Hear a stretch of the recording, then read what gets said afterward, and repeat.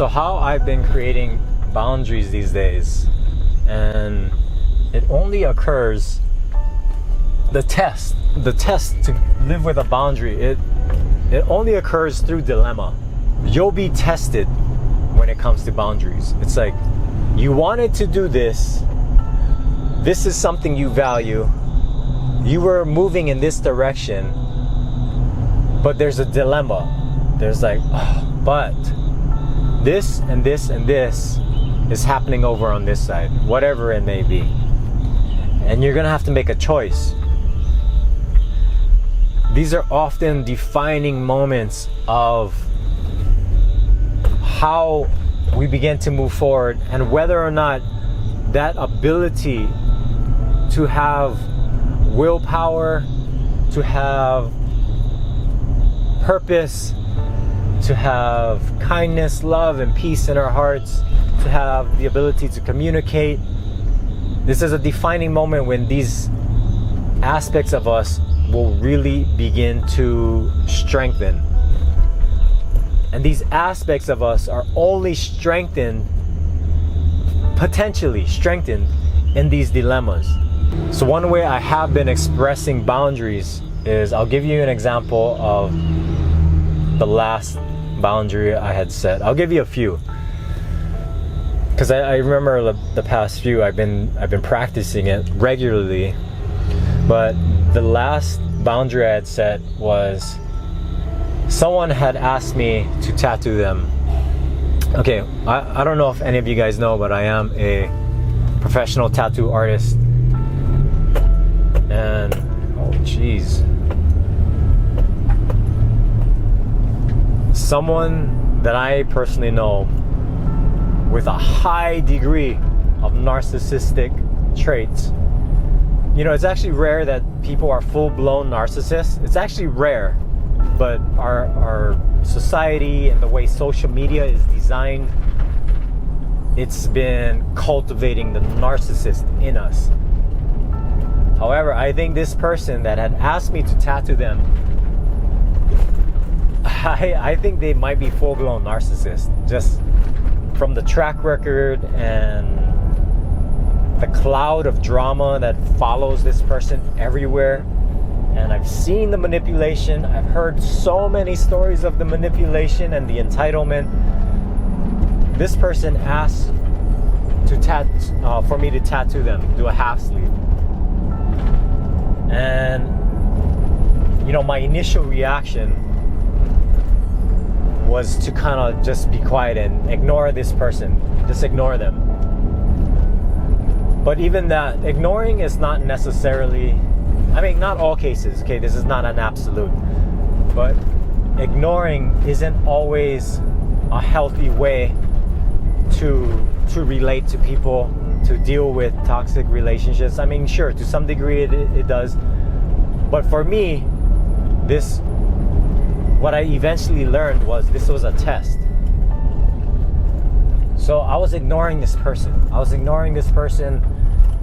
I had gotten like three texts already, and I haven't responded. And then I thought to myself, you know, this is like my way of just kind of shutting down and not knowing how to talk to this person or tell this person straight, set a boundary with this person. That's from childhood. I didn't know how to do that, and I just remind myself, like, why don't you practice speaking boundaries and, you know, establishing where you are in this situation and who you are according to who you are and who you believe you are to be according to God's purpose from you.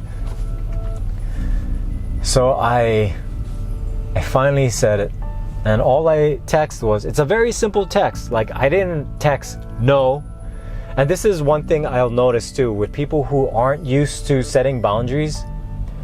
When you try and teach them or communicate to them, why don't you just set a boundary? It's like they go to the extreme. Like, they would have said like, oh, so what am I supposed to say? No, I can't stand you. No, it's not like that, right? There's creating boundaries is actually an art form from what I'm learning and experiencing. So what I told this person was, I really appreciate the work offer and, you know, the offer to do this project, but I personally aren't that good at doing that type of work. I don't really enjoy that type of work, but I can refer you to two of my friends who love that style of work, and they would kill it. They would love it and they'd kill it. Let me know. No response. And I can only imagine I might have been the only person who's ever told this person no in a very loving, calm way. I guarantee this person, no one's told this person no. And this is something I've been learning to do to break the tendencies of codependency, is learning how to say no in such a beautiful way. I'll give you another example. After my last ayahuasca retreat, it was fairly close to the beach, right? The retreat was not too far from the beach, and it was one of my favorite beaches, secluded, nobody goes there.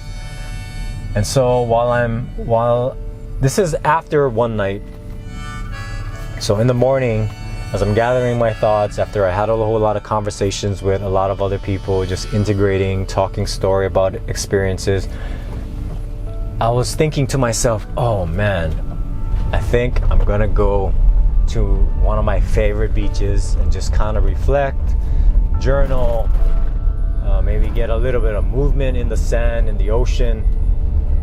And I was like, okay, that sounds like a great idea. So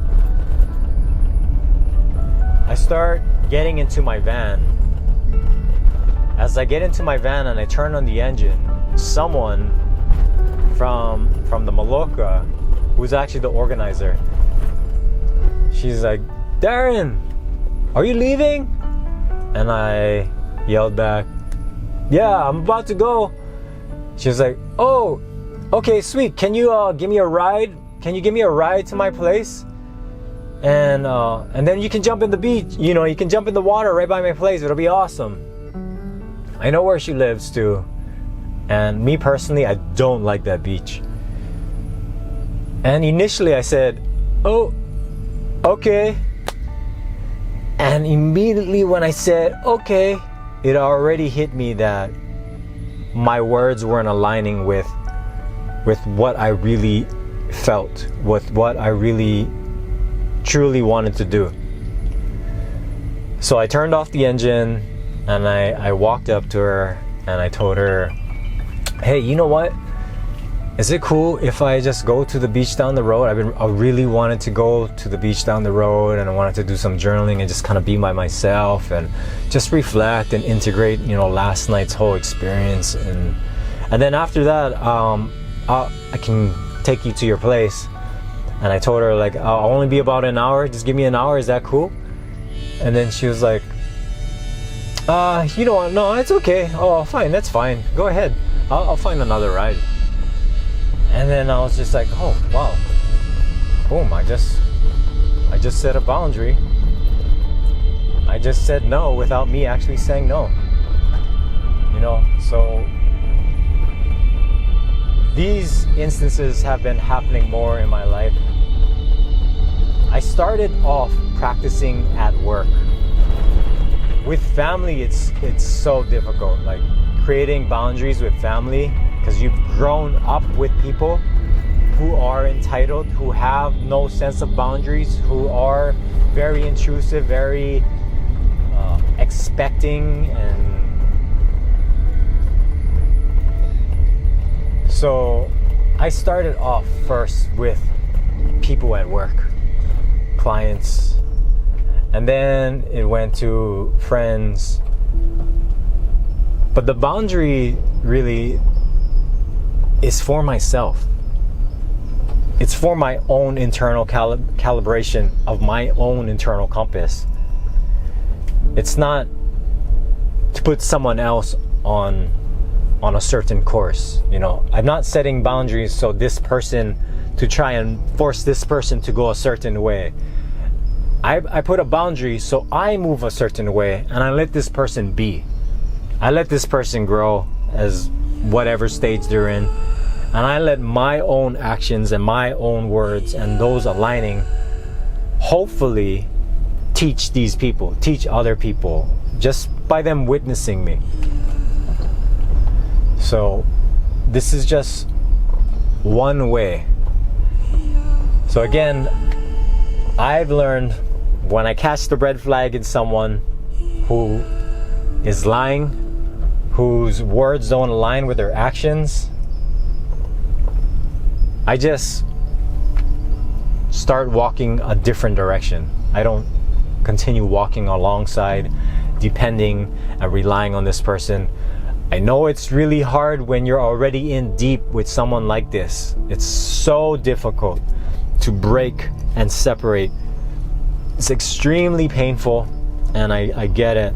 And if you are in that situation, I pray that God's grace just washes over you and teaches you how to stand up for yourself.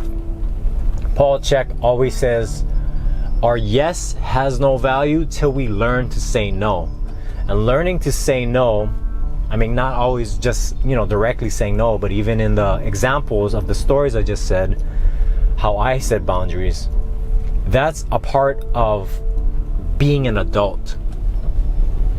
It's a child that, I wouldn't say all children, I'm sure there's some children who know how to say no, but being an adult, a responsible adult that takes responsibility for their own self-management and their own relationship management with people, saying no is critical. It's critical to keep you on course. I'm not saying no to everything, but with discernment, things that are gonna bring you away from your purpose, or bring you out of alignment with God, or bring you out of alignment with your health, or things that will deteriorate your health, poor self-management practices or poor self-management behavior. It's critical to have the willpower, develop the willpower to say no to these things. And this is for your own internal compass. So you're able to move in the direction God has designed you to move. But I understand from my own perspective, narcissism, codependency, these are situations that God cultivates to develop strength in us, to develop core values in us, to get us to identify what our dream goal is, to identify who we really are and who we are not. And until we start taking action and aligning our words with our action, we're just lost in the sauce. We have no identity of who we are. We don't really know what we stand for, and we're just lost. And there's a lot of health issues that come with that.